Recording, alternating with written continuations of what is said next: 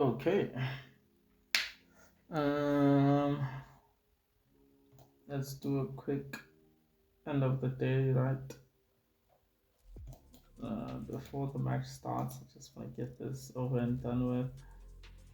So I'm gonna watch Yeah, I'm gonna do that. Just calm down. Let me get this done. Okay. Anyway, 4 hour on USD CAD. Okay, since yesterday we had this iPass and then it's continuing to push lower.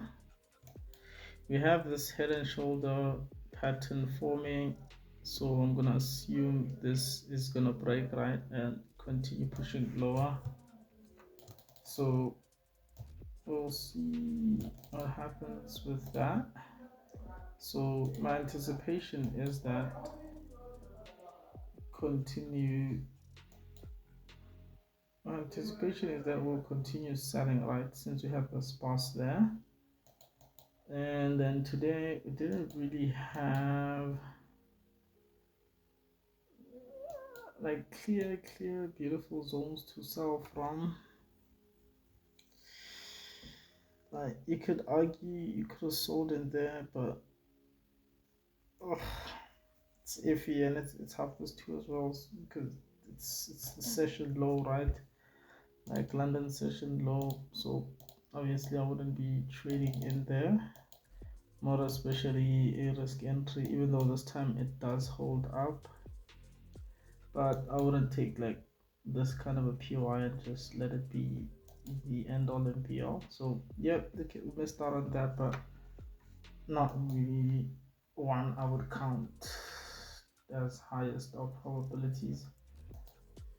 And also, we are near the swing low, right? So sales do become kind of low probability because you are now betting on this zone failing, right? It has to fail, that is what you're saying, for this to work out, and that doesn't give you like the highest probability.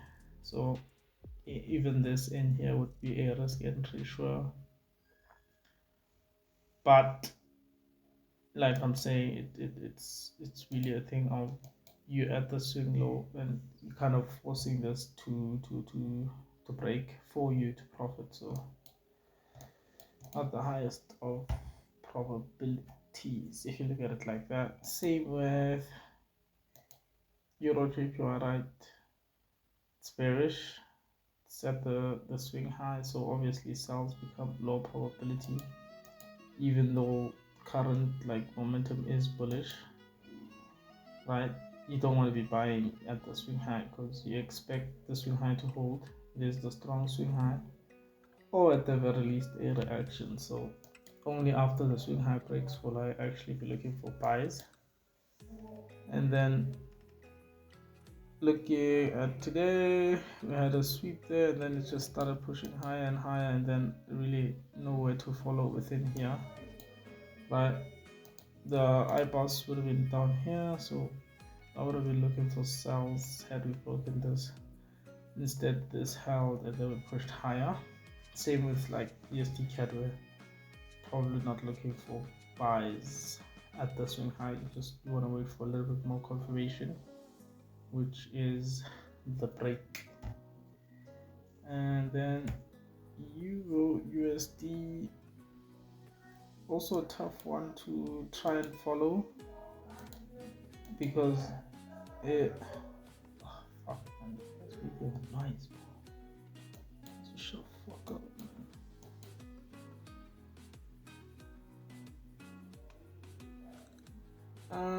Okay. Euro USD, right?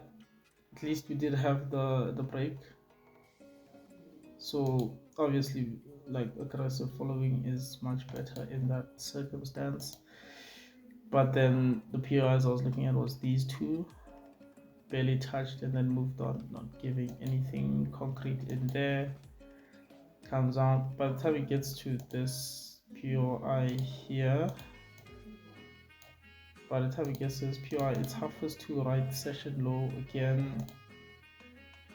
not ideal for aggressive following it because it is session low, right?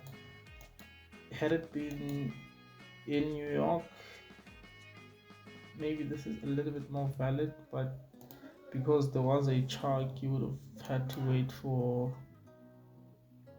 a store liquidation. Don't really get one unless you use this whole point. So yeah, maybe around 3 could have been better, but because it was like session low, then really you can't use that. Then GU is literally the same as EU, right? Where you come to the session, right here, starts pushing up. And then in terms of aggressive following, a little bit tougher on this one because you don't have like clean breaks. It's a sweep right there, comes down, sweep right there, comes down. So you really can't be following this aggressively, and then just pushed higher, came down, and then there's a POI here, POI here, got swept. You would have had to wait for M5, no strong liquidation, so not the worst of days, but not the best of days as well. I think we'll just see what happens tomorrow. Yeah, peace.